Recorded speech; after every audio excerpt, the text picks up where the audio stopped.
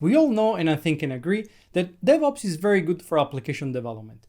But is DevOps a workable goal for IoT development? And do we really need DevOps for IoT? In this video, we will go through the common challenges IoT developers face and the possible solution provided by DevOps.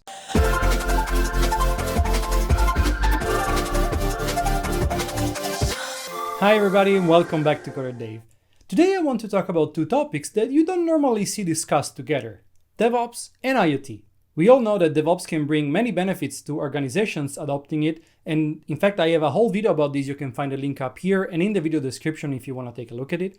But when it comes to applying DevOps in the IoT space, well, those benefits may not be very evident, or perhaps we need to look at them from a different angle. And I would argue that those benefits are most of the time even more important in the IoT space than in the normal application development.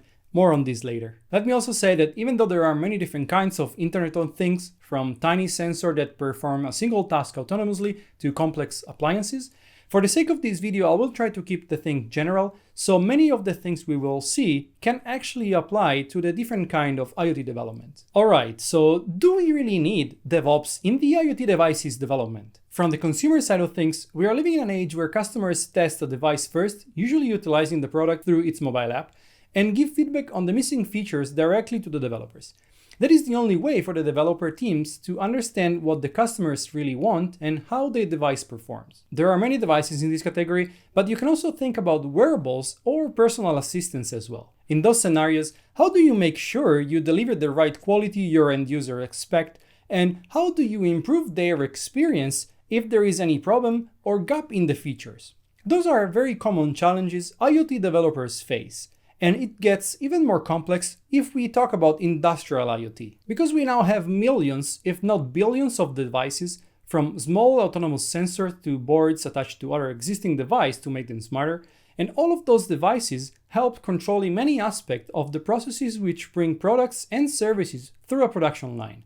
Whether we are talking about controlling a factory floor, monitoring a cold cell for food storage, or tracking a shipping in real time, that's all done through IoT devices. Remember that those devices are often in difficult locations and they are absolutely essential for the production lines and the businesses they have been created for. As an IoT developer, you need to make sure the device, its firmware, and its software work properly and have the quality and the reliability that your client expects and need for their production lines. And all of this even before the device is installed. Perhaps even more importantly, you need to make sure your devices are secure and secured, so to avoid any possible data breach and security issue. You also need to be able to react as quick as possible in case of incidents, because the economical impact from a malfunction issue or data breach can be potentially huge.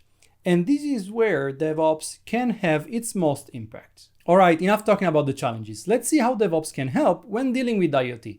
But before we move to that, hit the like button below if you're enjoying this video or you find it insightful. It will help this video to be recommended to other viewers and would mean a lot to me. So, DevOps for IoT. If you're familiar with DevOps in general, you probably have already some ideas on how we can tackle these challenges I've described. I would categorize them in 4 different areas: quality, security, responsiveness, and monitoring. Talking about quality, we need to make sure the end product we have works well, is reliable, and virtually bug-free. Remember that we are talking about many devices distributed around the world, so it may be difficult, if not impossible, updating the firmware remotely, or in case it's possible, would be an inconvenience for the user. And as we all know, DevOps is very helpful in this area and can be really beneficial. In fact, through the feedback loop that is proper of DevOps, we can and should iterate during the development of both the IoT software, which can be the firmware or any control application, and the hardware to ensure their quality is up to our standards. And yes, you heard it right. We should apply DevOps, or at least its core concepts, to hardware development as well. If we talk about the firmware, it's basically just a piece of software, and as such, it can be, and I would say it should be, version controlled. And then it can be reviewed through pull request and code review, tested automatically, and even deployed to either device emulators or physical devices. And if we talk about the hardware, of course, we cannot use the same tools, but we can apply the same concepts. We can in fact develop it through revisions, review them, test them, and improve them. And this is tightly related to the second point, security. We all know that security is very important in any application development, but it's even more important when it comes to IoT, as I explained before. And this of course applies to both hardware and software. An attacker could leverage a security vulnerability remotely to breach a network perimeter. And if it happens in a consumer environment, it's bad because it could lead to the theft of personal information. But if it happens in a corporate or industrial environment where business trade secrets are stolen, it could potentially be even worse. Luckily with DevOps, and specifically with shifting left on security, which basically means embedding security early in the development process and testing for security vulnerabilities and issues as soon as possible, we can prevent that to happen. Alright, at this point we should have a batch of devices with both good quality hardware and software, which have been properly tested against bugs and security issues. We ship them to our clients' factories or to the retailers, and the end users start using them. At this point, how do we know if everything works correctly? How do we know if everything is perfect or if there is any problem?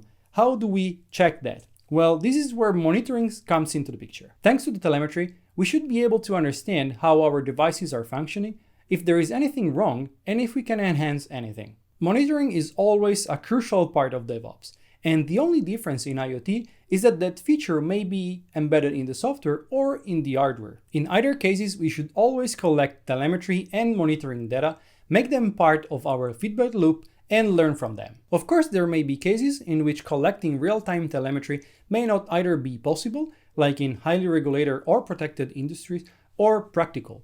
In those cases, if possible, we should have a local-only copy of those data that then can be sanitized and analyzed. Or we can try to collect those data at given intervals. This is very important because it impacts my last point, the responsiveness. In case of failure, malfunction or bug, in fact, we want to be able to react as quick as possible to minimize the impact for the client or end user. Of course, if it's on hardware failure, the only thing we can do is replacing the faulty device, but at least we are notified as soon as the problem occurs, or in some cases, even before that.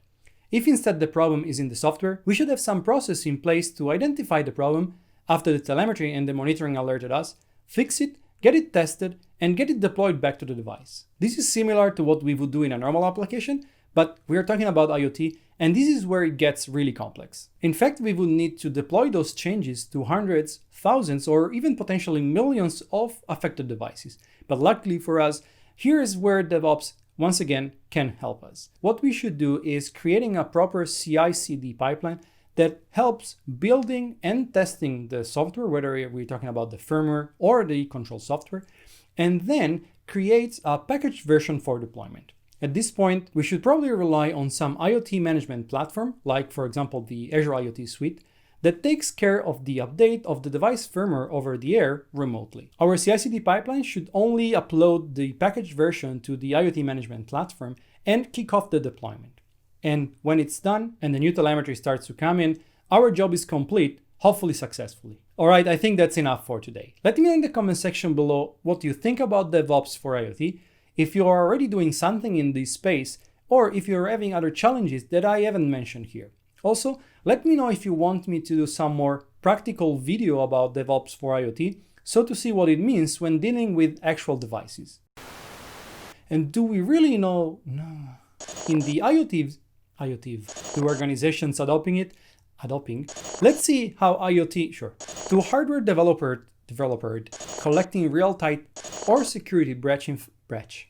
But that's it for me. Thanks so much for watching. I really hope you enjoyed it. Hit the like button below, subscribe if you haven't already, and I see you in the next video here on CoderDave.